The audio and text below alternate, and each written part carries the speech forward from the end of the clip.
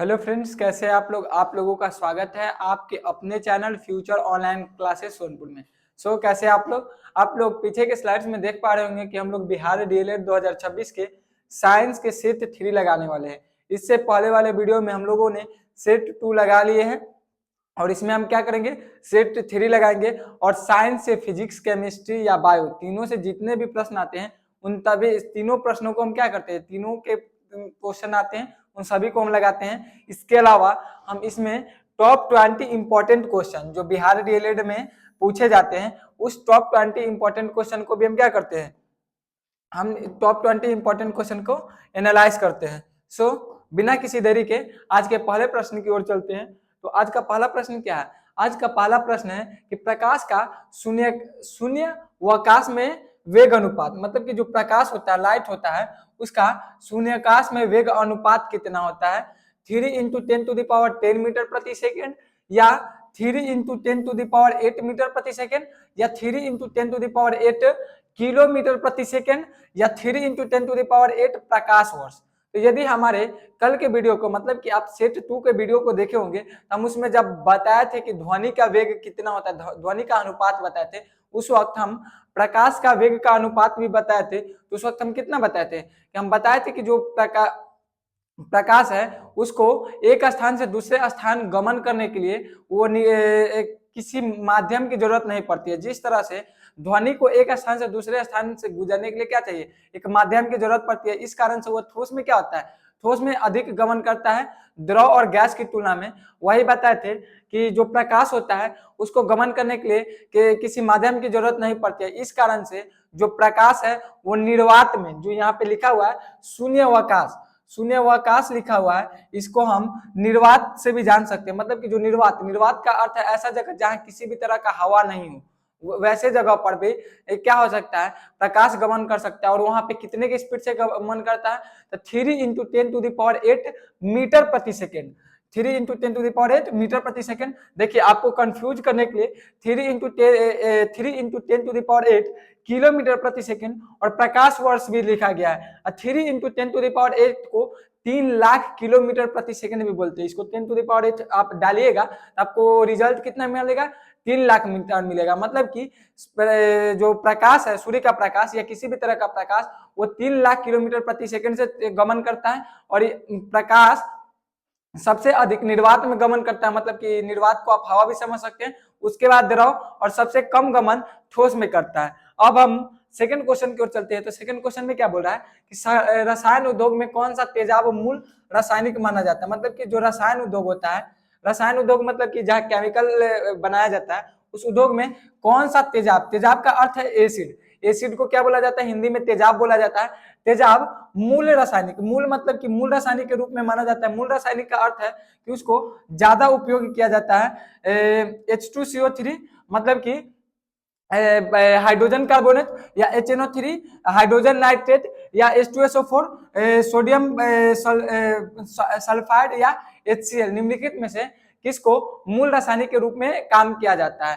तो यहाँ पे जो ऑप्शन नंबर सी में दिया गया है H2SO4, H2SO4 को मूल तेजाब माना, मूल रासायनिक तेजाब के रूप में मूल रासायनिक माना गया है। क्योंकि ये जो H2SO4 है इसका उपयोग कहाँ कहाँ किया जाता है, तो इसका उपयोग पेट्रोल के शोधन में किया जाता है, या कपड़ा उद्योग में किया जाता है, या अलग अलग तरह के जितने भी उद्योग होते हैं उसमें H2SO4 मतलब कि सल्फ्यूरिक एसिड, इसको क्या बोलते हैं, सल्फ्यूरिक एसिड बोलते हैं, सल्फ्यूरिक एसिड। इसके नाम की बात करें तो इसका नाम क्या है, सल्फ्यूरिक एसिड। तो सल्फ्यूरिक एसिड का उपयोग किया जाता है अलग अलग रसायन उद्योग में, और इसको इसलिए इसको क्या कहा गया है, मूल तेजाब के नाम से भी हम इसको जानते हैं। नेक्स्ट क्वेश्चन की बात करते हैं। आंतों के रोगी के निदान में निम्नलिखित किरणों का उपयोग किया जाता है। मतलब कि आपका जो आंत है, इंटेस्टाइन है, आप पढ़े होंगे डाइजेस्टिव सिस्टम में कि हमारे बॉडी में एक स्मॉल इंटेस्टाइन पाया जाता है, एक लार्ज इंटेस्टाइन पाया जाता है, जहां पे हमारा भोजन स्मॉल इंटेस्टाइन में पूर्ण रूप से भोजन पचता है, और जो लार्ज इंटेस्टाइन है वहां पे जो हमारे भोजन में पानी उपस्थित होता है उसको अवशोषित करता है। तो जो स्मॉल इंटेस्टाइन या लार्ज इंटेस्टाइन होता है वो इसको इंटेस्टाइन मतलब कि जो आंत होती है उसमें किसी भी तरह का रोग होता है तो उसको किस किरण मतलब कि कौन सा रे का उपयोग करके, कौन सा किरण का उपयोग करके उसका निदान किया जाता है। एक्सरे का मतलब कि एक्स किरण, अल्फा किरण, बीटा किरण या गामा किरण, निम्नलिखित में से कौन सा रे का उपयोग किया जाता है आंतों के रोगों के निदान करने में। तो वहां पे एक्स किरण मतलब कि जो एक्सरे का नाम सुने होंगे, एक्सरे का उपयोग किया जाता है। और एक्सरे के उपयोग से क्या किया जाता है, एक्सरे के उपयोग से हमारे आंतों में किसी भी तरह का प्रॉब्लम होता है तो उसके क्या किया जाता है, उसके निदान में उपयोग किया जाता है। अब एक्सरे को ही क्यों किया जाता है, क्योंकि एक्सरे में एक बेरियम करके एक्सरे आता है। कौन सा x-ray, barium x-ray, barium barium x-ray. तो ये जो बेरियम एक्सरे है ये क्या करता है, हमारे आंतों को, एक्सरे तो हमारे आंतों को किसी भी तरह का नुकसान नहीं पहुंचाता है, और ये क्या करता है हमारी आंतों को में जो बीमारी है या उसमें जो रोग है उसका निदान कर देता है। नेक्स्ट क्वेश्चन की बात करते हैं। नेक्स्ट क्वेश्चन में क्या करा है कि फ्यूज का सिद्धांत मतलब कि फ्यूज जो हमारे आपका जो इलेक्ट्रिक बोर्ड होगा जहां पे आप बल्ब का स्विच होता है, फैन का स्विच होता है, या आपके किसी भी मोबाइल का चार्जर पिन होता है, वो जो स्विच होता है यहाँ लिखा है कि उसका सिद्धांत क्या है। वहां पे क्या एक फ्यूज लगा दिया जाता है, आप पढ़े होंगे कि वहां पे एक इस तरह से क्या लगाया जाती है, दिया जाता है, एक फ्यूज की तरह लगा दिया जाता है। उसका कुछ शेप आप देखेंगे उस पर क्या फ्यूज लिखा होता है, तो उसको निकाल तो उसका सिद्धांत क्या है, उसको फ्यूज को लगाने के पीछे क्या कारण है, वही पूछ रहा है कि फ्यूज का सिद्धांत क्या है, कारण क्या है।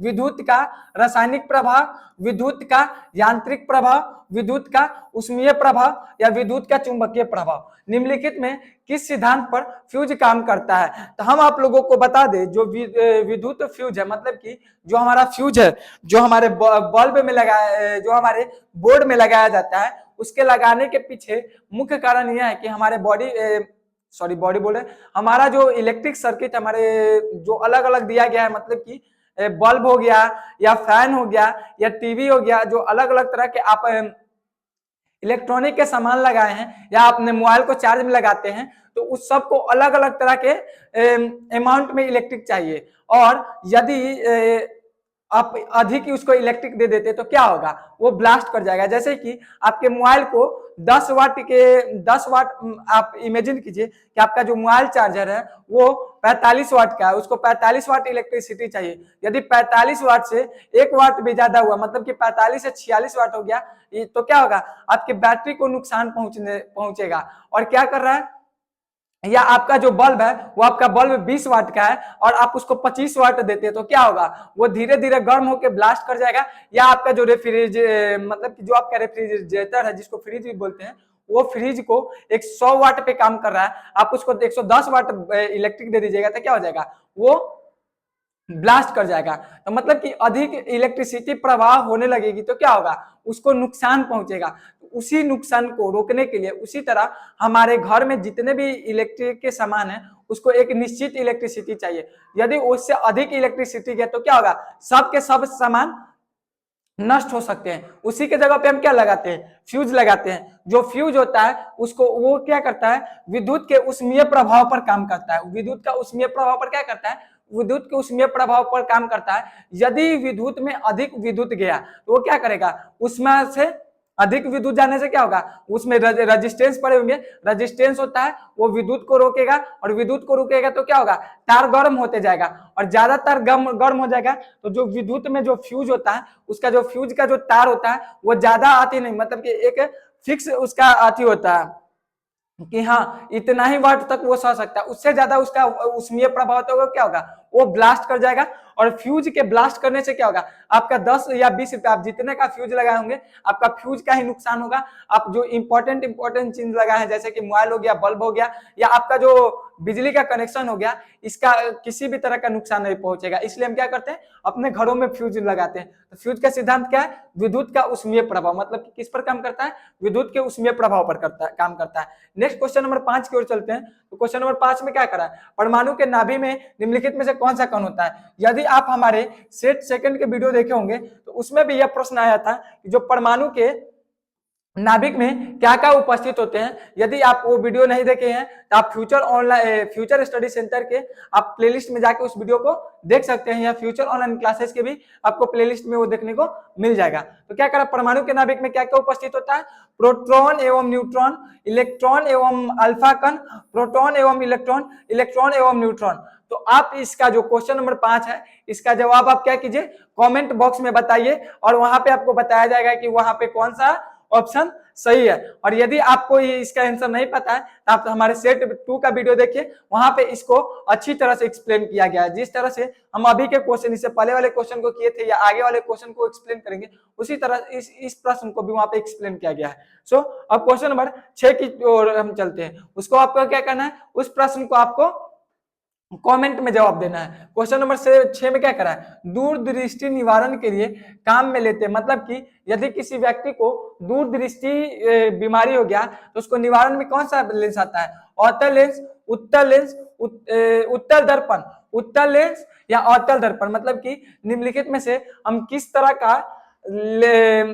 तरह का दूरदृष्टि निवारण में काम लेते हैं। तो दूरदृष्टि में क्या होता है, दूरदृष्टि में आपको दूर की वस्तु तो दिखेगी लेकिन निकट की वस्तु नहीं दिखेगी। मतलब कि इसका नाम उल्टा हो, यदि दूरदृष्टि दोष है तो दूर की वस्तु दिख रहा है लेकिन निकट की वस्तु नहीं दिख रहा है। यदि निकट दृष्टि दोष है तो निकट का वस्तु दिख रहा है लेकिन दूर का वस्तु नहीं दिखेगा। मतलब कि इसमें उल्टा नाम रखा जाता है, निकट का वस्तु दिख रहा है तो उसको निकट दृष्टि दोष बोलेंगे, और दूर का वस्तु दिख रहा है तो दूर दृष्टि दोष बोलेंगे। तो यहीं पर यही पूछ रहा है कि दूर दृष्टि दोष मतलब कि किसी को दूर दृष्टि दोष मतलब कि नजदीक की वस्तु नहीं दिख रही है तो उसमें कौन सा लेंस का उपयोग किया जाता है, तो उसमें उत्तल लेंस का उपयोग किया जाता है। उत्तल दर्पण नहीं मारेगा, उत्तल दर्पण अलग है और उत्तल लेंस अलग है। ये दर्पण लाइट का है और ये अलग लेंस, ये आई से संबंधित है। तो उत्तल दर्पण अलग होता है और उत्तल लेंस अलग होता है। आप कंफ्यूज होकर दर्पण मान सकते हैं, तो आपको क्या देखना है, लेंस और दर्पण देख लेना है। तो किसका उपयोग करते हैं, उत्तल लेंस का उपयोग करते हैं। क्वेश्चन नंबर 7 की बात करें तो क्वेश्चन नंबर 7 में क्या करा है, दोपहर के 12 बजे किस दिशा में इंद्रधनुष बनता है। मतलब कि दोपहर के जो 12 बजता है उस वक्त कहाँ पे इंद्रधनुष बनता है। इंद्रधनुष को इंग्लिश में क्या बोलते हैं, रेनबो बोलते हैं। जो 7 कलर का एक पट्टी होता है, जो व्हाइट कलर एक स्पेक्ट्रम से होकर गुजरता है, तो उससे क्या बनता है, इंद्रधनुष बनता है। जो 7 रंग का एक पट्टी होता है जिसको विग्नोर से जानते हैं। तो कहाँ बनेगा, पश्चिम में बनेगा, दक्षिण में बनेगा, पूर्व में बनेगा या नहीं, ये दिख सकता है।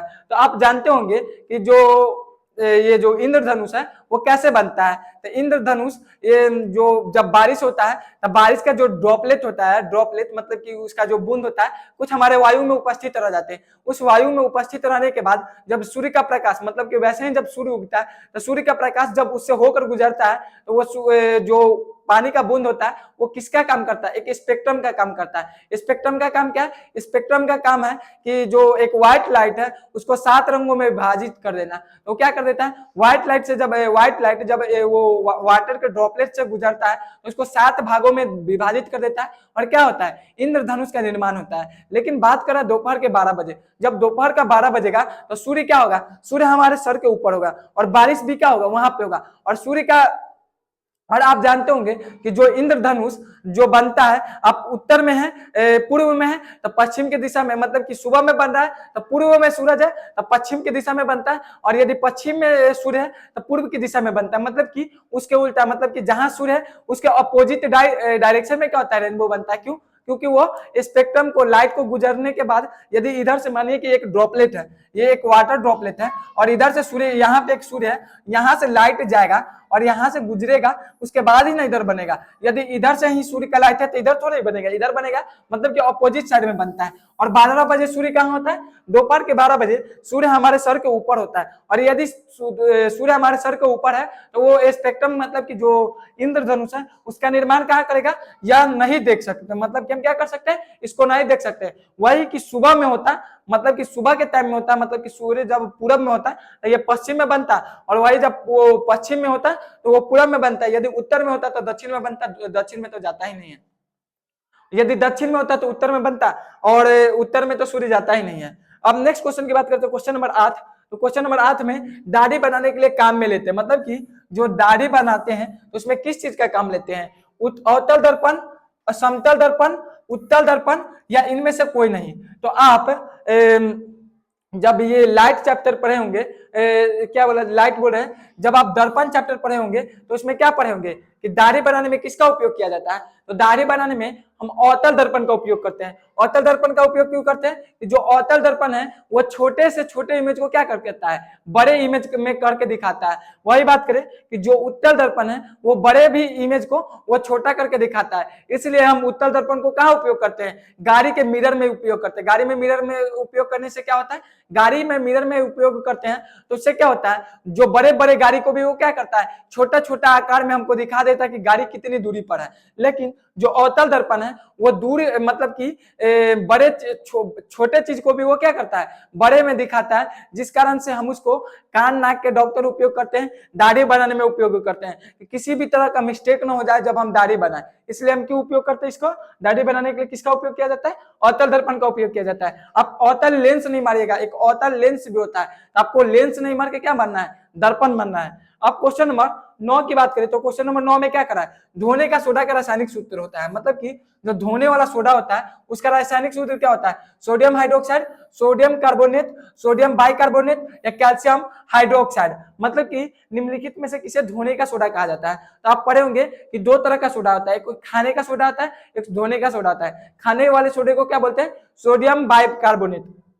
क्या बोलते हैं, सोडियम बाइकार्बोनेट। जो यहाँ पे दिया गया है सोडियम बाइकार्बोनेट को हम किस में उपयोग करते हैं, तो खाने के लिए उपयोग करते हैं। लेकिन यहाँ पे प्रश्न में क्या पूछ रहा है, यहाँ पे बोल रहा है कि धोने का सोडा, किस चीज का सोडा, धोने का तो सोडा। तो धोने का सोडा किसको बोलते हैं, सोडियम कार्बोनेट। मतलब कि जो सोडियम कार्बोनेट है उसको हम किस में उपयोग करते हैं, धोने के लिए। कपड़ा धोने के लिए जो उपयोग किया जाता है उसमें किसका उपयोग किया जाता है, सोडियम कार्बोनेट, सोडियम कार्बोनेट। और सोडियम कार्बोनेट को मुख्य रूप से धोने के सोडा में ही लिखा जाता है। तो हम इसको क्या लिख देते हैं, इसका नाम लिख देते हैं, इसका नाम क्या है, सोडियम कार्बोनेट, सोडियम कार्बोनेट। ये जो यहाँ पे लिखा हुआ है Na2CO3 ये इसका केमिकल नेम है। अब नेक्स्ट प्रश्न की ओर बढ़ते हैं। क्वेश्चन नंबर 10 में क्या बोल रहा है, क्वेश्चन नंबर 10 में बोल रहा है कि सौर ऊर्जा निम्नलिखित में से किससे प्राप्त होता है। मतलब कि सूर्य का ऊर्जा किससे प्राप्त होता है, सबसे इजी क्वेश्चन, सौर ऊर्जा कहां से प्राप्त होगा, सूर्य से ही प्राप्त होगा, ना कि चंद्रमा से। चंद्रमा थोड़ी सौर ऊर्जा देगा, या समुद्र थोड़ा ही देगा, या हवा से थोड़ी प्राप्त होगा, सूर्य से ही नहीं प्राप्त होगा। इतना इजी क्वेश्चन पूछा जाता है। मतलब कि यदि आप बिहार डीएलएड की तैयारी कर रहे हैं और आप हमारे हर एक वीडियो को देखते आ रहे होंगे, सेट 1 सेट 2 3 और आगे भी हम ऐसे ही बनाते रहेंगे, तो आपको क्या लग रहा होगा कि कितना इजी क्वेश्चन पूछा जाता है। और ये सच है कि हाँ इजी क्वेश्चन पूछा जाता है। आपको इजी कब लगेगा, जब आप अच्छी तरह से थ्योरी को समझेंगे, थ्योरी को पढ़ेंगे। और आप इस बात को देख रहे होंगे कि हम थ्योरी पर ज्यादा पोर्शन को समझा रहे हैं, मतलब कि हम ना कि ऑप्शन को मारने के पीछे लगे हुए, हम उसके थ्योरी रीजन को समझाने में। और यदि आप इसको हमारे द्वारा समझाए गए हर एक बात को समझ में आ रहा होगा, आप वीडियो को लाइक कीजिए, आप अपने फीडबैक कमेंट में बताइए कि हाँ आपको ये वीडियो कैसा लगा, हमारे कहाँ हमको यदि हम किसी तरह से प्रॉब्लम कहीं गलती पढ़ा रहे होंगे तो आप उसको वहां पे सुझाव दें। और आप कितना स्कोरेबल करते हैं, मतलब कि 20 में कितना लाते हैं, उसको भी क्या करना है, आपको कमेंट में बताना है। और यदि आपको ये वीडियो अच्छा लगता है तो अपने फ्रेंड्स में भी शेयर कीजिए, बताइए कि हाँ फ्यूचर ऑनलाइन क्लासेस में यहाँ पे पढ़ाया जा रहा है बिहार डीएलएड के। सो क्वेश्चन नंबर 11 की बात करते हैं। क्वेश्चन नंबर 11 में क्या बोला है, ठोस कपूर से कपूर वाष्प बनने की प्रक्रिया को कहते हैं। मतलब कि जो ठोस कपूर होता है उसे कपूर वाष्प बनने की प्रक्रिया को क्या कहते हैं। इसके बारे में भी हम इससे पहले वाले वीडियो में बताए थे कि जो ठोस कपूर होता है वो क्या करता है, वो सीधे क्या बोला जाता है, ठोस से डायरेक्ट गैस के रूप में परिवर्तित हो जाता है, ना कि अथी के रूप में, क्या बोला जाता है, लिक्विड के रूप में। उसी तरह से इससे पहले वाले में आया था शुष्क बर्फ। मतलब कि शुष्क बर्फ को क्या बोलते हैं, वो कार्बन डाइऑक्साइड बताया था उस वक्त। तो जो शुष्क बर्फ भी होता है वो सेम होता है, मतलब कि ठोस से डायरेक्ट गैस में परिवर्तित हो जाता है। या नेफ्थलीन की जो गोली देखे होंगे वो भी सेम काम करता है। तो यहाँ पे यही बोला कि ठोस कपूर से कपूर वाष्प बनने की प्रक्रिया को क्या बोलते हैं, वाष्पीकरण, हिमीकरण, पिघलाना या ऊर्ध्वपातन। तो इसके थ्योरी को भी हम पढ़ाए थे, वो अलग लेक्चर में पढ़ाए थे, लेकिन हम सेट में भी बताएं इसके बारे में। उसको क्या बोलते हैं, ऊर्ध्वपातन बोलते हैं। और ऊर्ध्वपातन को इंग्लिश में क्या बोलते हैं, सब्लिमेशन। क्या बोलते हैं, सब्लिमेशन बोलते हैं। और सब्लिमेशन मतलब कि ऊर्ध्वपातन, मतलब कि किसी पदार्थ, ठोस पदार्थ का डायरेक्ट गैस में परिवर्तन को क्या बोलते हैं, ऊर्ध्वपातन बोलते हैं, सब्लिमेशन बोलते हैं।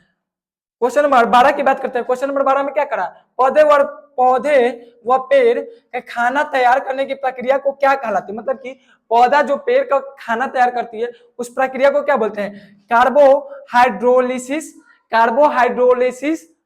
मेटाबॉलिक सिंथेसिस, फोटोसिंथेसाइजेशन या फोटोसिंथेसिस। तो पेड़ पौधे भोजन कैसे बनाते हैं, हम पहले ये समझते हैं। पेड़ पौधे भोजन कैसे बनाते हैं, पेड़ पौधे सूर्य के प्रकाश की उपस्थिति में भोजन पकाते हैं, मतलब कि पेड़ पौधे जितने भी भोजन बनाते हैं वो सूर्य के प्रकाश की उपस्थिति में बनाते हैं, और सूर्य का प्रकाश दिन में उपस्थित रहता है। और सूर्य के प्रकाश के अलावा उसको क्या क्या चाहिए, क्लोरोफिल चाहिए, कार्बन डाइऑक्साइड चाहिए, खनिज चाहिए, लवण चाहिए, जल चाहिए। इतना चीज के बाद मतलब कि क्या क्या चाहिए हम लिख देते हैं। पहला तो सूर्य का प्रकाश, सूर्य का प्रकाश, देन ये हो गया पहला। दूसरा बात करते हैं तो वो हो गया CO2। तीसरा बात करते हैं तो वो हो जाएगा क्लोरोफिल, CHOLO, क्लोरोफिल। चौथा बात करें तो वो हो गया मिनरल्स मतलब कि खनिज,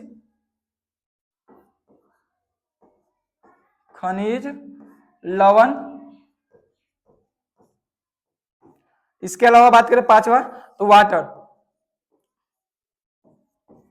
ये सभी चीज जब उपस्थित रहेगा, सूर्य का प्रकाश, कार्बन डाइऑक्साइड, क्लोरोफिल, मिनरल्स और वाटर, ये सभी की उपस्थिति में क्या करता है, अपना पेड़ पौधा अपना भोजन पकाता है। और इन सभी प्रक्रिया को क्या बोलते हैं, इन सभी प्रक्रिया को फोटोसिंथेसिस क्या बोलते हैं, फोटोसिंथेसिस बोलते हैं। और इसका एक डिफिनीशन भी होता है जिसको हम बता देते हैं कि सूर्य का प्रकाश मतलब कि पेड़ पौधे अपना भोजन हरे पेड़ पौधे अपना भोजन सूर्य के प्रकाश की उपस्थिति में बनाते हैं, वो भी कार्बन डाइऑक्साइड, क्लोरोफिल, खनिज, लवण और जल की उपस्थिति में बनाते हैं। और उस प्रक्रिया को क्या बोलते हैं, तो उस प्रक्रिया को फोटोसिंथेसिस बोलते हैं। जैसा कि आप लोग जब पढ़ रहे होंगे तो आप इसके डिफिनीशन को पढ़े होंगे। तो ये क्या हो गया, इसका डिफिनीशन हो गया। और पौधे व पेड़ पौधे पकाने के कहलाते क्या है, उसको फोटोसिंथेसिस बोलते हैं। क्वेश्चन नंबर 13 की बात करते हैं तो क्वेश्चन नंबर 13 में क्या बोल रहा है, क्वेश्चन नंबर 13 में कह रहा है कि निम्न में से कौन सा धातु और चालक की तरह ट्रांजिस्टर में प्रयोग किया जाता है। मतलब कि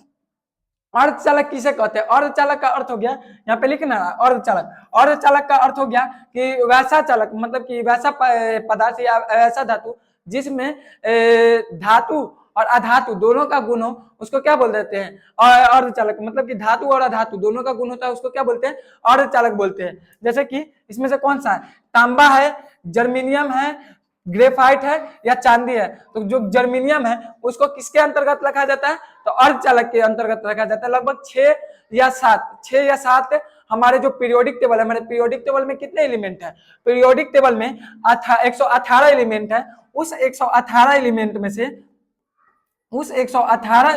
में से अर्धचालक की संख्या क्या है, 6 या 7 में भी कुछ बुक में 6 लिखा हुआ है, कुछ बुक में 7 लिखा हुआ है। और ज्यादा क्वेश्चन किससे पूछता है, तो एक जर्मेनियम से पूछ लेता है एंड एक आ जाता है सिलिकॉन। आपको 2 ऑप्शन ही ज्यादातर आएगा, या तो जर्मेनियम पूछेगा या कभी कभी क्वेश्चन में क्या देता है, सिलिकॉन दे देता है। तो यदि सिलिकॉन ऑप्शन में दिया हुआ, सिलिकॉन भी मारिएगा, क्योंकि सिलिकॉन भी क्या होता है, अर्धचालक ही होता है। और ये भी जर्मेनियम भी क्या है, अर्धचालक है। तो यही पूछा कि निम्नलिखित में से अर्धचालक की तरह कौन सा ट्रांजिस्टर का उपयोग करते हैं, तो हो गया, आई थिंक इसको आप लिख लीजिएगा, हम इसको मिटा देते हैं।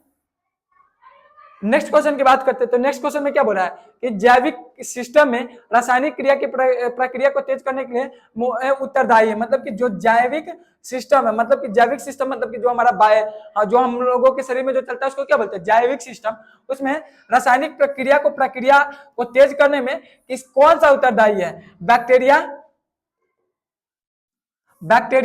डीएनए, एंजाइम या प्रोटीन्स। निम्नलिखित में से कौन सा हमारे जैविक सिस्टम, मतलब कि जो हमारा बॉडी सिस्टम है उसमें रासायनिक प्रक्रिया को तेज करने के लिए, मतलब कि कैटालाइजिंग में उत्तरदायी पदार्थ कौन सा है, तो उसमें उत्तरदायी पदार्थ होता है एंजाइम। मतलब कि जो हमारे बॉडी में एंजाइम निकलता है, अलग अलग तरह का एंजाइम निकलता है, वही उत्तरदायी है हमारे बॉडी में क्या करने के लिए, हमारे बॉडी में रासायनिक प्रक्रिया को तेज करने के लिए। वो इसमें कौन सा काम आता है, तो वो काम आता है एंजाइम।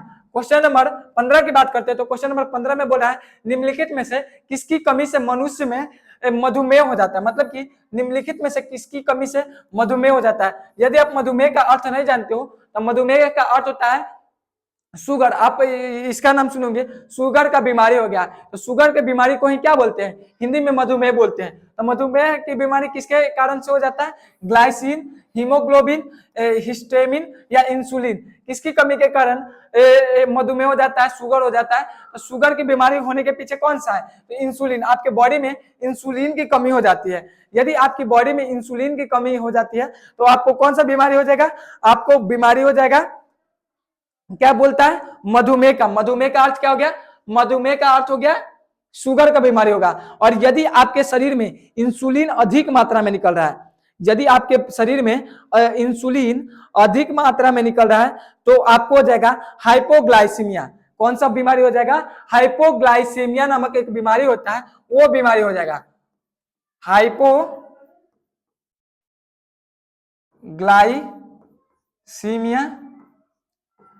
हाइपोग्लाइसीमिया नामक बीमारी हो जाता है। हाइपोग्लाइसीमिया नामक बीमारी कब होगा, जब आपके शरीर में अधिक मात्रा में मधुमेह, अधिक मात्रा में क्या हो रहा है, अधिक मात्रा में, यदि आपके शरीर में अधिक मात्रा में क्या हो रहा है, इंसुलिन निकल रहा है, तो आपको कौन सा बीमारी हो जाएगा, हाइपोग्लाइमिया। और यदि कम मात्रा में निकल रहा है तब आपको मधुमेह, शुगर हो जाएगा। नेक्स्ट क्वेश्चन की बात करते हैं, क्वेश्चन नंबर 16। तो विटामिन जो खट्टे फलों को में पाया जाता है तथा साइट्रस, विटामिन जो खट्टे फलों में पाया जाता है तथा चर्म को स्वस्थ रखने में जरूरी होता है, वो कौन सा है, विटामिन ए है, विटामिन बी है, विटामिन सी है या विटामिन डी है। तो जो विटामिन सी होता है वो क्या होता है, वो खट्टे फलों में तो पहला पाया जाता है विटामिन सी, मतलब कि जितने भी खट्टे फल होते हैं, जैसे कि बात करें कि नींबू हो गया, नींबू हो गया, नींबू, संतरा, कीवी, कीवी, ये जितने भी खट्टे फल है उसमें कौन सा पाया जाता है, उन सभी में विटामिन सी पाया जाता है। और ये क्या करता है, हमारे चर्म स्वास्थ्य के लिए और हमारे बॉडी के लिए भी ये क्या फायदेमंद है। और इसको क्या बोला जाता है, जो विटामिन सी है इसको एस्कॉर्बिक एसिड बोलते हैं, मतलब कि जो विटामिन सी है इसको क्या बोलते हैं, एस्कॉर्बिक। कौन सा कार्बिक, एस्कॉर्बिक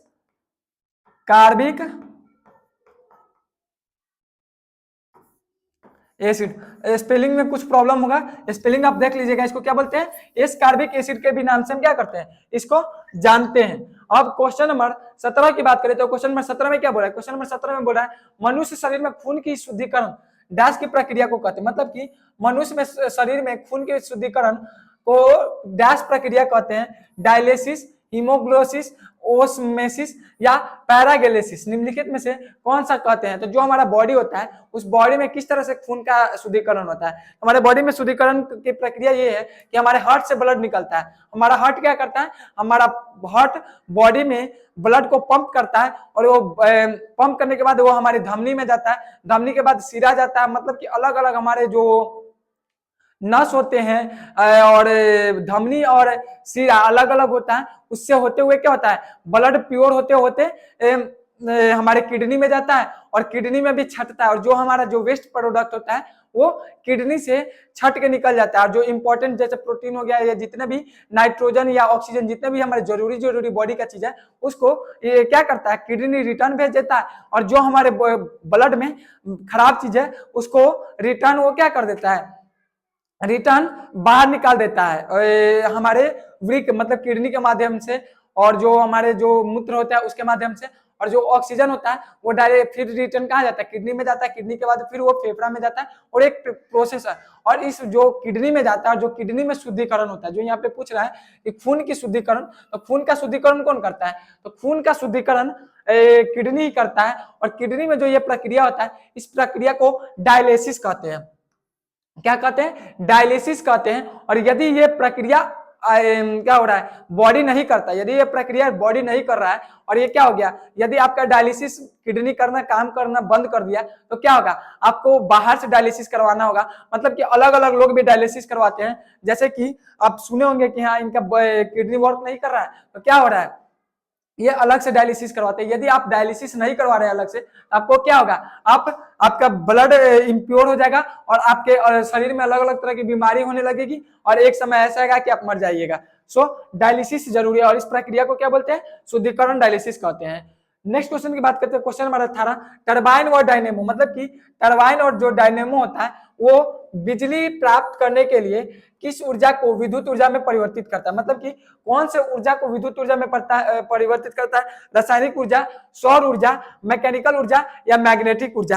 तो वो क्या करता है, जो मैकेनिकल ऊर्जा होता है उसको क्या करता है, उसको विद्युत ऊर्जा में परिवर्तित करता है। मतलब कि टरबाइन ओवर डायनेमो कैसे घूमता है, मतलब कि मानिए कि एक डैम के नीचे आप क्या किए, टरबाइन या डायनेमो रख दिए, वो कैसा होता है, पंखी का आकार का होता है। ऊपर से क्या होगा, ऊपर से जब जल गिरेगा, मतलब कि जब डायनेमो या टरबाइन पर जब पानी गिरेगा ऊपर से, तो वो क्या होगा, वो गोल गोल घूमने लगेगा, और गोल गोल घूमने से क्या होगा, वो एक मैकेनिकल ऊर्जा है, और मैकेनिकल ऊर्जा से क्या बनेगा, विद्युत ऊर्जा, मतलब कि इलेक्ट्रिकल एनर्जी। तो वो कौन सा मैकेनिकल एनर्जी से कौन सा चीज होता है, विद्युत ऊर्जा होता है। अब क्वेश्चन नंबर 19 की बात करते हैं। तो क्वेश्चन नंबर 19 में क्या बोला कि पढ़ने में काम आने वाला ग्लासेस किस प्रकार का लेंस से बना होता है, मतलब कि जो पढ़ने में ग्लासेस बहुत सारे स्टूडेंट लगाते हैं, जैसा कि आप हमारे कुछ वीडियो में भी देखोगे कि हम भी लगाते हैं। तो वो किस तरह का लेंस होता है, अवतल होता है, उत्तल होता है, साधारण होता है, या ए और बी दोनों होता है। तो आप देखे होंगे कि कुछ स्टूडेंट को ऐसा प्रॉब्लम होता है कि उसकी नजदीक की चीज तो दिख जाती है, लेकिन जो बोर्ड पे लिखा होता है उसको देखने में प्रॉब्लम होता है। तो जब हम बताते कि जब नजदीक की वस्तु दिख रही है और दूर का वस्तु नहीं दिख रहा है, तो उसको क्या बोलेंगे, निकट दृष्टि दोष। और जब निकट दृष्टि दोष है तो उसको अवतल लेंस का उपयोग करने के लिए डॉक्टर बोलता है। और यदि कुछ ऐसे भी स्टूडेंट होते हैं जिसको दूर की वस्तु, मतलब कि बोर्ड पर क्या लिखा हुआ तो दिख जाता है, लेकिन हम ज्यादातर तो नजदीक ही पढ़ते हैं, तो जो नजदीक में हम लिखते हैं उस चीज को सही से नहीं देख पाते हैं, तो उसको क्या बोलते हैं, दूरदृष्टि दोष। दूरदृष्टि दोष क्यों बोले, क्योंकि उसको तो दूर का वस्तु दिख ही रहा है, बोर्ड पे जो लिखा हुआ है या दूर का में जो भी कुछ हो रहा है उसको तो वो सही से देख पा रहा है, लेकिन वो जो नजदीक में जो पढ़ रहा है, जो लिख रहा है, वो सही से नहीं देख पा रहा है, तो इससे उसको क्या बोल देंगे, दूरदृष्टि दोष। और हम क्या बताए थे, दूरदृष्टि दोष में उत्तल दर्पण का उपयोग करता है, मतलब कि किसी स्टूडेंट को बोर्ड का वस्तु नहीं दिखता है तो उसको नजदीक का वस्तु दिखता है, और किसी को नजदीक का वस्तु दिखता है तो दूर का वस्तु नहीं दिखता है। और कुछ ऐसे भी स्टूडेंट होते हैं जिसको नजदीक और दूर दोनों का नहीं दिखता है। तो मतलब कि ए और बी दोनों का उपयोग करते हैं। जैसा कि यहाँ पे पूछा है कि पढ़ने में काम आने वाला किस प्रकार का लेंस होता है, तो उत्तल भी हो सकता है, अवतल भी हो सकता है, मतलब कि उस स्टूडेंट के आंख पे निर्भर कर रहा है कि उसके किस तरह का बीमारी हुआ है। अब क्वेश्चन नंबर, आज के लास्ट क्वेश्चन, मतलब कि क्वेश्चन नंबर 20 की ओर चलते हैं। तो क्वेश्चन नंबर 20 क्या कह रहा है, गैस पदार्थ में कणों के बीच की गति होती है, मतलब कि जो गैस पदार्थ होता है उसके कणों के बीच की गति कौन सी होती है, यादृच्छिक, रैखिक, वृत्तीय या स्पंदनात्मक। तो वो क्या होता है, यादृच्छिक मतलब कि इधर उधर फैलना, मतलब कि गैस से जैसा कि आप पढ़े होंगे पदार्थ के कण के बारे में, तो कण में क्या पढ़ेंगे, तो जो गैस का एक कण होता है वो आपस के उसके एक कण और दूसरे कण के बीच में किसी खास तरह का फोर्स नहीं होता है, और किसी खास तरह का फोर्स नहीं होने के कारण क्या होता है, वो यादृच्छिक गैस हो जाता है, इधर उधर क्या होता है, भटकते रहता है। और मानिए कि एक समय में आया, दो कण आया, टकराया, और टकरा के क्या हो जाएगा, वो रिपल्सन के कारण दूर हो जाता है, इसलिए वो क्या होता है, यादृच्छिक इधर उधर भटकते रहता है। सो आई थिंक आज हम जितना भी पढ़ाएं वो आपको समझ में आया होगा। आज हम जितने भी टॉप 20 क्वेश्चन को करवाए जो बिहार डीएलएड 2024 के सेट 3 से संबंधित था, वो आपको समझ में आया होगा। तो लाइक करें, शेयर करें, जैसा कि हम पहले बता दिए थे। आप चैनल को बताएं और आप 20 में कितना स्कोर किए, मतलब कि 20 आउट ऑफ आपको कितना मार्क्स आया, आपको बताना है कि आप कितना स्कोर किया है। ये क्या करना है, आपको कमेंट बॉक्स में बताना है। सो हंसते रहिए, मुस्कुराते रहिए और पढ़ते रहिए। आज के लिए इतना ही। जय हिंद, जय भारत।